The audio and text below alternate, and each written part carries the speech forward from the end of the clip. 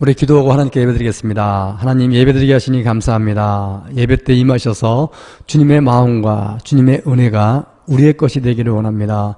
예수님의 이름으로 기도드립니다. 아멘. 오늘 시간의 말씀은 누가복음 17장 11절에서 19절 말씀입니다. 합독합니다. 예수께서 예루살렘으로 가실 때에 사마리아와 갈릴리 사이로 지나가시다가 한 마을에 들어가시니 나병 환자 10명이 예수를 만나 멀리 서서 소리를 높여 이르되 예수 선생님이여 우리를 불쌍히 여기소서 하거늘 보시고 이르시되 가서 제사장들에게 너희 몸을 보이라 하셨더니 그들이 가다가 깨끗함을 받은지라. 그 중에 한 사람이 자기가 나은 것을 보고 큰 소리로 하나님께 영광을 돌리며 돌아와 예수의 발 앞에 엎드려 감사하니 그는 사마리아 사람이라. 예수께서 대답하여 이르시되 10사람이 다 깨끗함을 받지 아니하였느냐? 그 9은 어디 있느냐? 이 이방인 외에는 하나님께 영광을 돌리러 온 자가 없느냐 하시고 그에게 이르시되 또 일어나 가라 내 믿음이 너를 구원하였느니라 하시더라. 아멘. 할렐루야. 오늘도 주님 앞에 나온 우리 청년 여러분들을 주님의 이름으로 사랑하고 축복합니다. 오늘은 현상이 아닌 하나님, 현상이 아닌 하나님이란 제목으로 하나님의 말씀을 선포하도록 하겠습니다. 오늘 본문에 보면 10명의 나병 환자들이 나옵니다. 나병 환자는 끔찍한 병이고 당시 치료약도 제대로 없었지요. 그들이 예수님께 나와 병을 치료해달라고 간청하자 예수님은 그들을 불쌍히 여겨주시고 10명 모두를 치료해 주셨습니다. 하지만 그중 단 한 명만 주님께 나와 감사의 인사를 올렸습니다. 왜 나머지 사람은 오지 않았을까요? 얼핏 보면 그럴 수도 있지 않나 생각될 수도 있지만 큰 병에 걸려본 사람들은 말이 안 된다는 걸 압니다. 여러분 코만 심하게 골아도 그런 분이 그 코골이에서만 해방돼도 밤새 잠을 못 자는 분이 불면증에서 치료만 받아도 얼마나 감사하겠습니까? 하물며 고칠 수 없는 나병이라는 큰 병을 고쳤음에도 감사하지 않는다는 것은 이해가 되지 않는 일입니다. 나병이 어떤 병인지 알면 알수록 더욱더 그렇지요. 예수님 당시에 나병에 걸리면 자신이 속한 가정, 직장, 교회 같은 공동체에서 완전히 추방을 당합니다. 사람이 살지 않는 외진 곳에서 살아야 하고요. 치료제도 없고 전염성까지 강하기 때문에 늘 사람들에게 경계의 대상입니다. 그러므로 그들은 정상인처럼 옷을 입어서는 안 되고 옷을 찢고 머리를 흐트러뜨리고 누가 보더라도 나병 환자인 것처럼 보여야 합니다. 혹 사람들이 근처라도 다가오면 손으로 입을 가리고 나는 부정하다, 나는 부정하다라고 큰 소리로 외쳐야 합니다. 왜냐하면 사람들 중에 시각장애인 같은 분들도 있을 수 있기 때문입니다. 만약 그들이 그렇게 하지 않아서 사람들과 접촉을 하게 되거나 정상인들이 근처에라도 오게 되면 돌을 던져 죽여도 법적으로 전혀 문제가 되지 않았습니다. 본문 12절 13절에 나병 환자 10명이 예수를 만나 멀리 서서 소리를 높여 예수님께 도움을 요청한 것도 여기에 있습니다. 또한 그들은 손이나 발이나 코와 귀 같은 것들이 떨어져 나가거나 문드러지거나 썩어가는 그런 질병을 앓고 있었는데 나병균 때문에 그런 것이 아니라 나병에 걸리면 신경세포가 다 죽기 때문에 감각을 전혀 느낄 수 없기 때문입니다. 당시 거울이 제대로 있겠습니까? 소독약이 있었겠습니까? 잠을 잘 때 쥐를 비롯한 곤충들이 사람의 몸을 갉아먹어도 전혀 반응할 수가 없습니다. 특히 등같이 보이지 않는 곳에 날카로운 곳에 찔리기라도 하면 골마가고 썩어가는지도 모른 채 방치하게 됩니다. 냄새도 많이 나고 사람들이 벌레 보듯 하지요. 사랑하는 부모님을 비롯해 친구, 이웃 아무도 볼 수가 없습니다. 얼마나 비참합니까? 얼마나 낫고 싶겠습니까? 그런 그들이 예수님께 나와왔을 때 아무 조건 없이 고쳐주셨습니다. 이제 모든 일상을 되찾을 수가 있습니다. 그럼에도 감사조차 없었습니다. 이해가 되지 않지요. 여러분, 왜 90%의 사람들이 그러한 행동을 했을까요? 그렇다면 오늘날 저와 여러분들은 다를 수 있을까요? 제 생각엔 메시아이신 예수님 앞에서도 그들이 그랬다면 오늘날도 그 상황이 되면 90%의 사람들은 여전히 그렇다는 것입니다. 그동안 살면서 늘 경험합니다. 많은 사람들이 이야기하지요. 저 회사에 가면 10명 중 9은 1, 2년 안에 다 그만둔다. 이런 말을 들었을 때 나는 다를 거야. 나는 오래 있을 수 있어. 라는 생각을 했지만 막상 들어가서 일해보면 그런 이야기가, 통계가 그냥 나온 것이 아님을 알게 됩니다. 즉, 저 여러분들도 그 입장, 그 상황이 되면 그럴 가능성이 다분하다는 것입니다. 그렇다면 왜 90%의 사람들은 그랬을까요? 그들의 입장이 되어보면 이렇습니다. 나병이 걸린 후부터 말씀드린 대로 수없는 고통과 좌절과 세상으로부터 단절된 삶을 살아가야 합니다. 그리고 그들 마음 안에 늘 이 병만 치료된다면 얼마나 좋을까? 이 병만 치료된다면 내가 이렇게 살아갈 텐데, 이러한 일들을 해볼 텐데, 늘 간절한 마음을 갖게 되지요. 그런 그들에게 예수님에 대한 소문이 들려옵니다. 그분은 죽은 자도 살린다고 이야기합니다. 못 고치는 병이 없다 말씀하십니다. 38년 된 병자, 중풍병자, 심지어 나병 환자까지도 그분에게 나아가면 살아난다 이야기합니다. 그들에게 유일한 희망이고 소망이며 기쁜 소식, 복음입니다.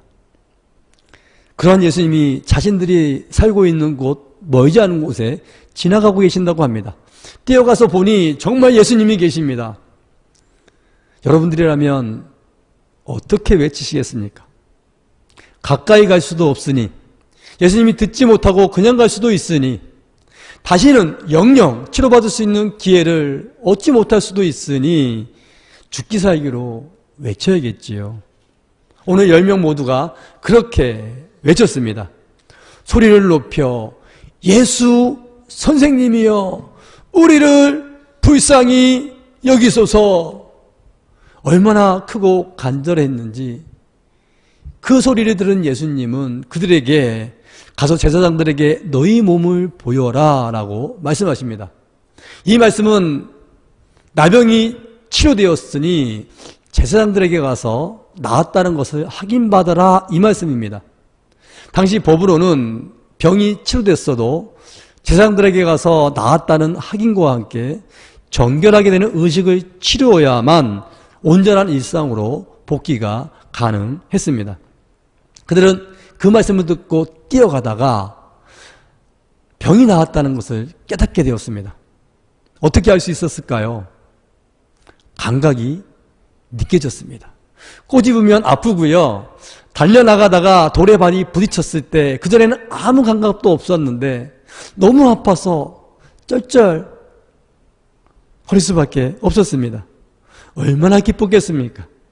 그동안 겪었던 수많은 고통과 좌절에서 이제 벗어날 수 있습니다. 사랑하는 가족들도 볼 수 있지요. 하고 싶은 것, 먹고 싶은 것, 입고 싶은 것 등등 얼마나 하고 싶은 것이 많았겠습니까? 하지만 아직은 불안합니다. 왜냐하면 그 고통에서 완전히 벗어나 꿈에 그리던 삶을 되찾으려면 제사장들과의 만남이 있기 때문입니다. 그것을 통과해야만 합니다. 여러분들에게도 너무나 이루고 싶은 꿈이 있을 것입니다. 예를 들어 너무나 가고 싶은 대학, 너무나 가고 싶은 회사 또는 공무원 시험 등등 그런 일에 대비해서 열심히 공부했고요. 좋은 결과가 나왔습니다. 느낌으로는 합격할 것 같습니다. 하지만 확실한 합격 통지서를 받기 전까진 꿈은 꿈일 뿐입니다. 불안합니다. 완전하지가 않습니다. 바로 그들도 그렇습니다. 지금 그 무엇보다도 제사장들과의 만남이 중요한 것입니다. 나병에서 나았다는 확실한 인정, 증거, 즉 눈에 나타나는 현상이 너무나 중요하고 커서 예수님께 감사를 표현하기 위해 되돌아올 수 있는 마음의 여력이 그들에게는 없는 것입니다. 사랑하는 청년 여러분, 저 여러분들도 그들처럼 이루고 싶은 꿈이나 현상에 집중하게 되면 그렇게 됩니다. 그런 것들을 이루고 지키고 싶어서 그것들을 허락하신 예수님은 정작 잃어버리고 놓치고 마는 9명의 사람이 될 수 있는 것입니다. 그렇다면 감사하기 위해 돌아온 그 한 사람은 어떻게 다를 수 있었을까요? 그도 똑같이 나병으로 인해 고통받고 깊은 좌절 속에서 살았는데 말입니다. 그 당시 나병의 큰 특징 중 또 하나는 하나님께 큰 죄를 지어서 저주를 받아 생긴 질병이라는 인식이 아주 강했습니다. 성경에서 실제로 나병에 걸린 사람들을 보면 모세의 누나인 미리암부터 우시야 왕 게하시 등등 대부분이 하나님께서 너무나 싫어하는 교만 같은 죄나 하나님의 뜻에 대적하는 심각한 죄를 짓다가 나병에 걸렸기 때문입니다. 그 사마리아인은 나병으로 인한 고통뿐만이 아니라 그 고통을 겪으면서 또 하나의 큰 후회가 있었습니다. 내가 그때 그 죄만 저지르지 않았으면, 내가 그때 그렇게만 행동하지 않았으면, 내가 그때 하나님 말씀대로만 행동했다면 과거에 저지른 죄에 대한 끝없는 후회와 반성, 자기의 죄가 얼마나 컸고 그로 인해 얼마나 큰 고통을 받고 있는지 계속해서 곱씹고 곱씹으면서 하나님께 그 죄를 용서받고 싶다는 마음이 간절했던 것입니다. 그런 그에게도 똑같이 예수님에 대한 소문이 들렸습니다. 나고 싶은 마음도 간절했고요. 예수님께서 하시는 말씀을 듣고 뛰어나가다 그도 똑같이 나병이 치료되었다는 그 사실을 깨닫게 되었습니다. 그도 얼마나 기쁘겠습니까? 말로 표현할 수 없었을 것입니다. 그런데 그의 몸이 깨끗해졌다는 것은 바로 그 끔찍했던 죄악도 용서받았다는 뜻입니다. 이젠 더 이상 그 죄 때문에 후회하고 고통받을 일도 없다는 것입니다. 그 사실이 깨달아지자 용서받았다는 기쁨이 샘솟기 시작합니다. 죄에 억눌러 본 사람들은 이 심정을 이해할 수 있습니다.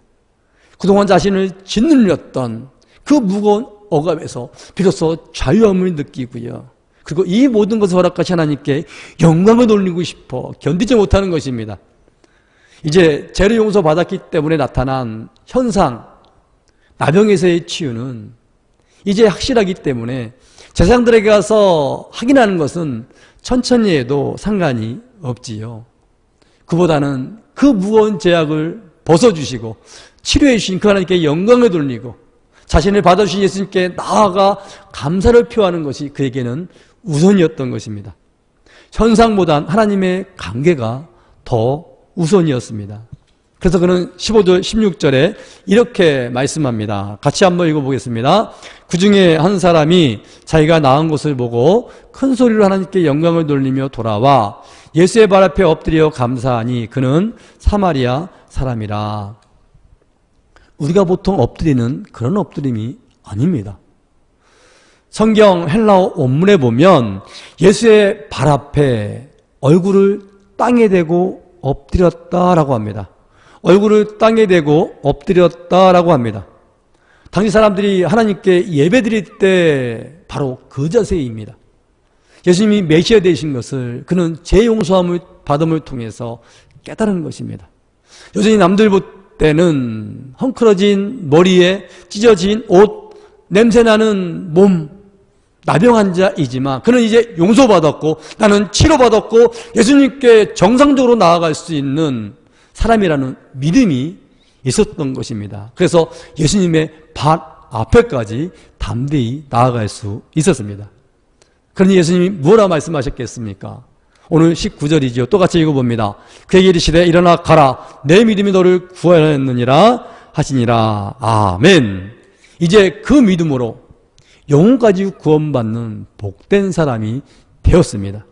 사랑하는 청년 여러분, 서두에 말씀드린 대로 우리 눈에 나타나는 현상, 좋은 대학에 가는 것, 대기업에 취업하는 것, 성공해서 돈을 많이 버는 것 등등 이 땅에 나타나는 현상에 너무 집중하면 그 누구라도 주님을 잃어버릴 수 있습니다. 주님을 향한 감사뿐만 아니라 그리스도인으로 사는 것조차도 힘들 수밖에 없습니다. 지금 얼마나 많은 사람들이 그러한 이유로 주님을 잃어버리고 교회를 떠나고 있습니까? 현상보단 하나님께 집중해야 할 절대적인 이유인 것입니다. 그런 사실을 잘 나타내는 것 중에 하나가 노벨상입니다. 노벨상은 인류 문명을 발달하는 데 있어서 큰 역할을 한 사람이나 단체에 주는 상이지요. 그런데 1900년서부터 2000년까지 약 100년 정도 노벨상을 받은 사람들을 분석해 봤더니 노벨 경제학상은 65%가 무려 유대인이라고 합니다. 노벨 화학상, 물리학상, 의학상 수상자는 약 25%고요. 노벨 문학상은 7%가 유대인이라고 이야기합니다. 한국에는 여러분도 잘 아시겠지만 지금까지 통틀어 단 한 명밖에 없는데 그들은 세계 인구의 0.2%라는 아주 작은 숫자임에도 불구하고 어떻게 이렇게 뛰어날 수가 있을까요? 학자 한 분이 그것을 연구하고 발표를 했습니다. 특히 세계 최고의 대학이라는 하버드 대학에 입학한 사람들을 추적하며 왜 그런가를 연구해 보았더니 IQ나 학업 성적, 기타 여러 가지 능력면으로 봤을 때 우리 한국인들과 유대인들은 거의 비슷하거나 오히려 한국 사람들이 더 뛰어난 점이 많았다 이렇게 말합니다. 그렇게 한국 사람들이 머리도 좋고 뛰어나지만 하버드에 입학하고 나서부터는 더 심도 있게 공부하거나 크게 성장하지를 못하더라 이렇게 이야기합니다. 왜 그럴까요? 바로 그 이유는 한국 학생들은 하버드대에 입학하는 것을 목적과 목표로 두고 공부해왔기 때문이라 말합니다. 하버드 대학에 입학만 하면 세계 최고의 수재라고 엘리트라고 인정하고 서로들 데려가려고 하다 보니 목숨을 걸고 그 학교에 입학하기 위해 공부했다고 합니다. 그렇게 하버드 합격이라는 현상이 이루어지고 나면 그러나 그 후부터 그 감격과 기쁨에 젖어 열심히 공부할 목적과 목표가 흐지부지해지고 그동안 공부해온 것처럼 그렇게 계속해서 집중할 수가 없다라는 것입니다. 하지만 유대인들은 어려서부터 하나님께 영광을 돌리는 것이 목표가 되고 하나님의 뜻처럼 세계의 많은 사람들에게 유익이 되는 것이 목표가 되다 보니까 하버드 대학이라는 입학이라는 현상, 또 시간이 지나 박사가 되고 대학 교수가 되는 현상, 노벨상을 받은 수상자라는 현상이 주어져도 계속해서 하나님의 영광을 올리는 일에 집중하며 발전해 나갈 수 있었다는 것입니다. 우리도 현상이 아닌 하나님께 집중해야 할 이유입니다. 잘못된 길을 가는 90%가 아닌 바르고 올바른 길을 가는 10%가 되는 존귀한 인생이 되어야 하기 때문입니다. 사랑하는 청년 여러분, 여러분의 삶의 목적을 하나님께 두시기를 권면합니다.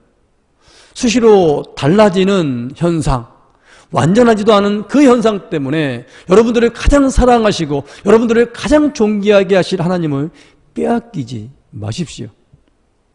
지금 여러분들이 여러분의 삶의 목적과 방향을 하나님께로 바꾼다면 여러분에게 일어나는 그 어떠한 상황 가운데서도 오늘 사마리아인처럼 하나님께 감사할 수 있고요. 하나님이 여러분에게 주시는 참된 평안과 기쁨과 능력과 역사하심을 통해서 하나님의 영광을 세상에 나타내는 존귀한 인물이 될 수 있을 것입니다. 우리 그렇게 특별하고도 존귀한 10%의 감사자가 되시기를 주님의 이름으로 축복합니다. 사랑하는 하나님 감사합니다. 주님께서 우리 청년들을 그런 특별하고도 존귀한 주님의 사람으로 만들어주실 줄 믿습니다.